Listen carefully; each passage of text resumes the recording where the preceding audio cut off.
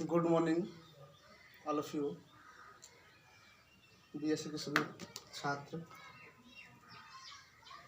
आज हम आपको IPR 311 तो इसका सेकंड पार्ट जो रह गया था वो आपको पढ़ाया जाएगा। लेक्चर नंबर 7 है रहेगा हमारे इसमें। तो सेकंड पार्ट देखो, फर्स्ट पार्ट में हमने पेटेंट एक्ट 1970 पढ़ लिया, patent act system in India पढ़ा था, patentability, process and product pattern, इस चीज को हम कवर कर चुके हैं।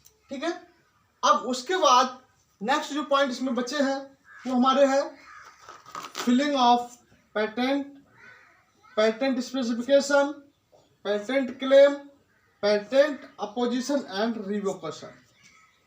ओके, तो आज हम इनके बारे में इसमें चर्चा करेंगे। तो वन बाय वन करके हम इनको कंप्लीट करते हैं।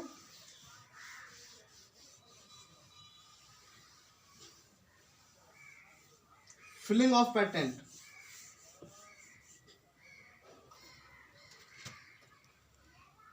पॉइंट नंबर क्या है? Filing of patent. ये दो प्रकार के होते हैं, टू टाइप्स होते हैं इनके, टू टाइप्स। पहला टाइप्स होता है इसमें फिजिकल पेटेंट।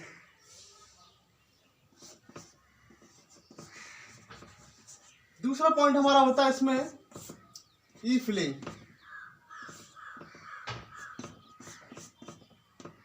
ई फिलिंग ये कह सकते हैं ऑनलाइन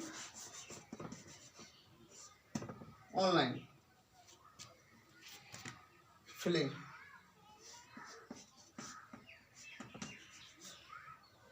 तो इसमें दो प्रकार के होते हैं। तो फिजिकल पेटेंट क्या है और ई फिलिंग क्या है? तो फिजिकल पेटेंट हमारा वो पेटेंट है जिसमें हम जो हमारे अधिकार है, जो पेटेंट है हमारे, उनमें हम भौतिक तौर पर जो इसमें कार्यरत संस्थाएं हैं,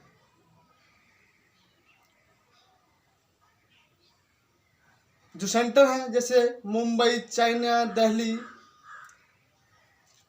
न्यू दिल्ली, कोलकाता, तो मैंने आपको वो डायरेक्टिव जो लिखा दिए थे उसी में उसके अंतर्गत जो भी कार्य होते हैं वो उसमें हम उसको कार्य करते हैं।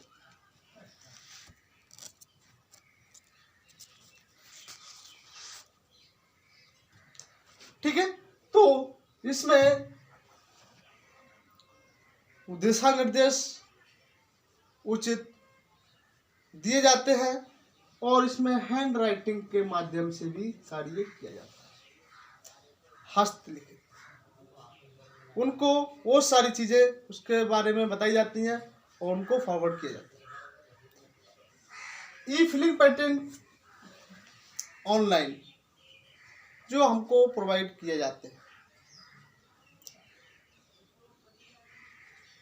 इलेक्ट्रिकल कहते हैं ना कि ई मार्केटिंग चल रहा है, ई गवर्नेंस चल रहा है। इसमें अपनी हम जो भी क्वायरियाँ है, जैसे कि अगर कोई हमें लाइसेंस लेना है तो उसके लिए हम ऑनलाइन ही कर सकते हैं, हमें ऑफिस जाने की ज़रूरत नहीं पड़ेगी। तो ये तो हमारा ऑनलाइन सिस्टम हो गया जिसमें हम अपने दस्तावेजों को भेजकर अपना पेटेंट को प्राप्त कर सकते हैं। ठीक है, तो इस प्रकार से ये हमारे दो पेटेंट हुए। अब उसके बाद हम नेक्स्ट टॉपिक पढ़ेंगे पेटेंट स्पेसिफिकेशन।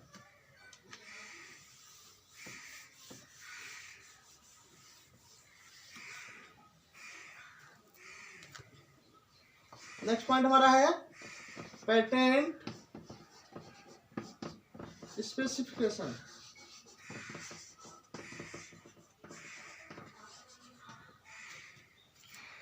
पेटेंट विनिर्देश।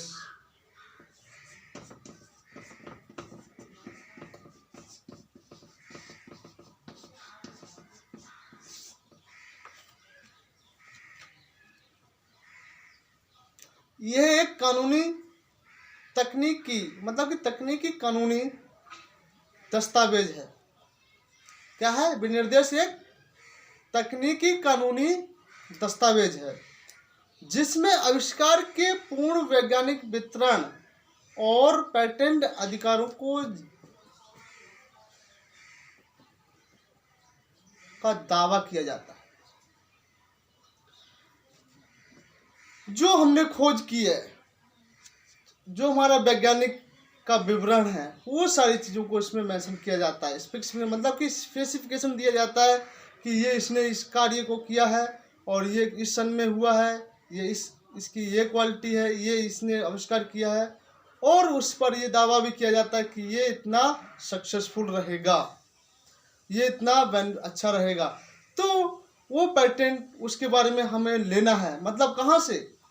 जो इसके डिपार्टमेंट है, एडमिनिस्ट्रेशन ब्लॉक है, जो ब्रांचेज हैं, वहाँ पर हम ये स्पेसिफिकेशन भी दी जाती है कि हमें अपने पेटेंट को जल्दी ही प्राप्त कर सकें, अपने अधिकार हमें मिल सके वहाँ से, कि हम इस कार्य को जल्दी से जल्द प्रारंभ कर सकें। तो हम उस चीज़ के बारे में उनको स्पेसिफिकेशन मतलब कि विनिर्देश किया जाता है, दिया जाता है। इस प्रकार विशेषता पेटेंट आवेदन का एक महत्वपूर्ण हिस्सा भी है। आविष्कार दूसरी तरह से ये विशेष रूप से विभिन्न व्यवस्थाओं का खुलासा करने के लिए भी आवेदक की ओर से ये अनिवार्य है। अब मान लीजिए कोई भी हम रिसर्च कार्य करते हैं, तो वो सारे रिसर्च के बारे में हमें पहले जानकारी होगी और उस चीज़ को उसमें मेंशन करेंगे, तभी हम उसके लिए एक अच्छे वैज्ञानिक कहलाएंगे। कोई भी कार्य करते हैं तो उससे पहले हमें कोई भी नॉलेज होना जरूरी होती है। जैसे कि मान लीजिए आप बीएससी के स्टूडेंट हैं, तो आप जब ग्रेजुएशन कंप्लीट करके जाएंगे, कहीं कंपनी में जाए या कहीं भी जाए, और या अपना व्यवसाय करने के लिए अपने अधिकार मांगेंगे, तब आपको अपनी योग्यता को दर्शाना होगा, अपनी योग्यता उनके समक्ष रखनी होगी कि हम इस योग्य हैं कि हम ये कार्य कर सकते हैं, हम इस चीज़ के अधिकारी हो चुके हैं। मतलब कि एक हमारे पास एक प्रूफ हो जाता है कि हम एक एग्रीकल्चर के स्टूडेंट, जो हम बीएससी पास आउट हैं, ठीक है। तो हम अपना स्पेसिफिकेशन देते हैं किस पे? अपनी नॉलेज पर, कि हम उन सारी परिस्थितियों का सामना कर सकते हैं जो भविष्य में आने वाली होंगी। तो वो सारी चीज़ें हम उसमें ऐसे करते हैं, ठीक। अब नेक्स्ट पॉइंट हमारा रहेगा, हाँ, तो इसमें भी दो पॉइंट होते हैं। पहला, दो टाइप्स होते हैं इसके भी। एक तो होता है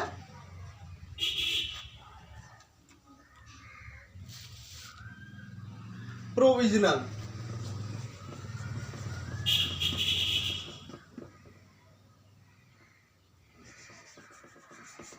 स्पेसिफिकेशन। दूसरा हमारा होता है कंप्लीट स्पेसिफिकेशन।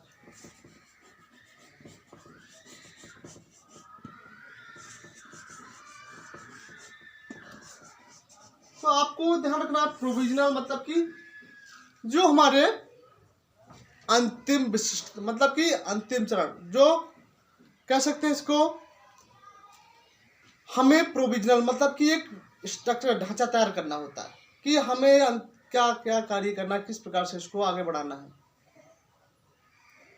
और उसके बाद कंप्लीट स्पेसिफिकेशन दिया जाता है। कंप्लीट मतलब कि पूर्ण विशिष्टता कह सकते हैं या विनिर्देश कह सकते हैं, जो हमारे कार्य को सक्सेस करता है, उसमें सारी चीज़ों को हम मेंशन करते हैं। तो इस सारी चीज़ें मैंने आपको इसमें लिख रखी हैं, ठीक है। तो आप इसको ध्यान से पढ़कर समझ सकते हैं। अब उसके बाद अब हम आते हैं नेक्स्ट पॉइंट पर। ये तो हमारे दो टाइप्स हो गए, इसमें आपको ध्यान में रखना होगा, प्रोविजनल और कंप्लीट।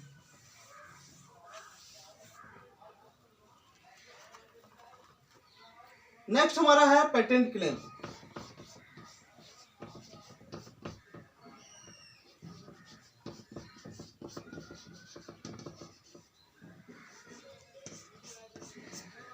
अब पेटेंट क्लेम से भी हमें मालूम पड़ता है कि पेटेंट क्लेम का मतलब क्या होता है, कि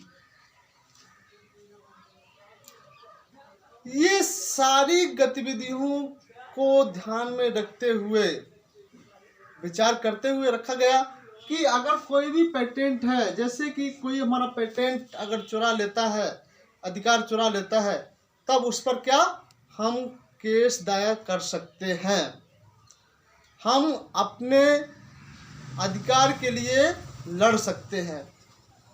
तो इस प्रकार से ये पेटेंट क्लेम के इसमें नियम रखे गए हैं, कानून बनाया गया जो हमारे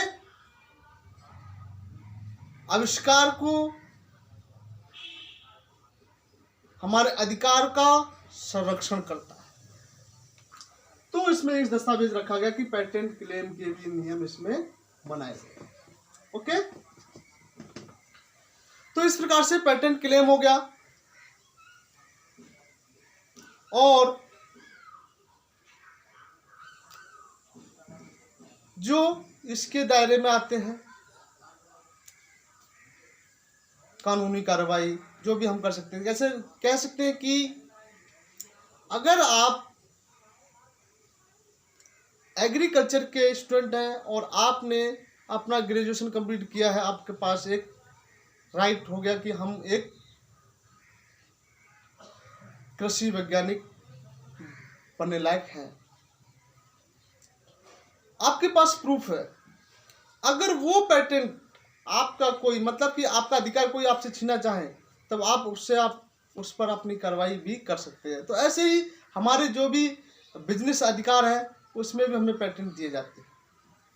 उसको संरक्षण करने के लिए कोई भी चीज़ बनाई जाती है तो उसका संरक्षण भी होता है, उसमें उसका नियोजन भी होता है, उसका किस प्रकार से इसका हम कार्य कर सकते हैं, वो सारी चीज़ें इसमें दी जाती है। अब उसके बाद नेक्स्ट हमारा पॉइंट रहेगा, ये तो हमारे पेटेंट क्लेम की बात हो गई। अब हमारा रहेगा next point, patent opposition and revocation. Okay, तो पेटेंट अपोजिशन का मतलब आप समझते हैं कि अपोजिशन मतलब कि विपक्ष।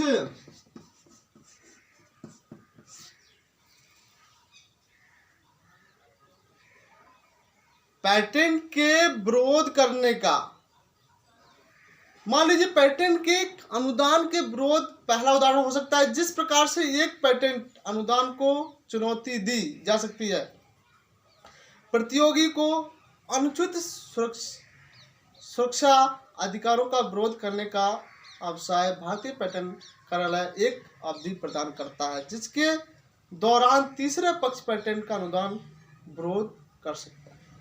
मतलब कि कह सकता है कि अपोजिशन, अगर आपको एक टाइम पीरियड में उसका पेटेंट दिया गया है और जो तीसरा पक्ष है वो आप पीरियड कंप्लीट होने वाला, तब कोई दूसरा व्यक्ति उसको कार्य करना चाहता है, तो वो उसमें अपना विपक्ष रखता है कि भाई अब इस व्यक्ति ने ये कार्य किया तो इसमें यह खामियां है, तो वो अपना विरोध उसमें दिखा सकता है।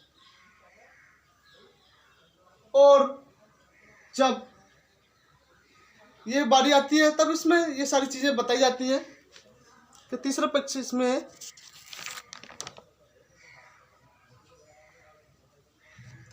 और इसके बाद इसमें भी 2 पॉइंट्स हैं, इसके 2 पॉइंट्स। पहला पॉइंट है हमारा pre granted, pre grant opposition.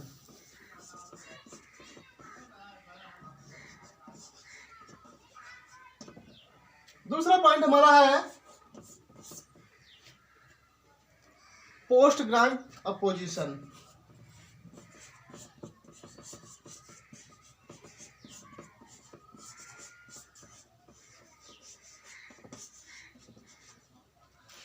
तो आपको लगता है कि प्री का मतलब पहले, पोस्ट का मतलब बाद।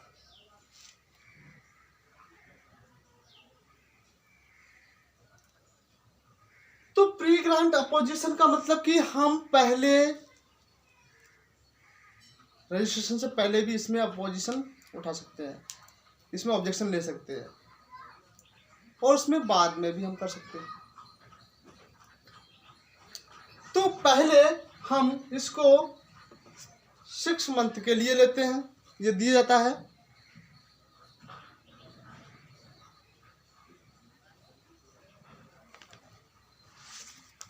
जो 3 महीने के भीतर, ठीक है, तो ये 3 महीने के भीतर होता है।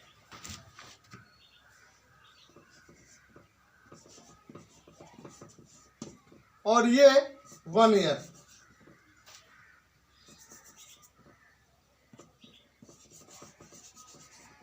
ठीक है।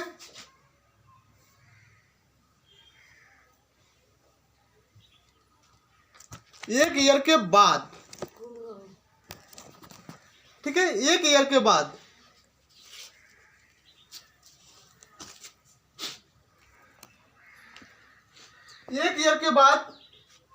भी हम इसको कर सकते हैं जारी। इसका शुल्क इंडिविजुअल ही रहेगा, पोस्ट में इंडिविजुअल,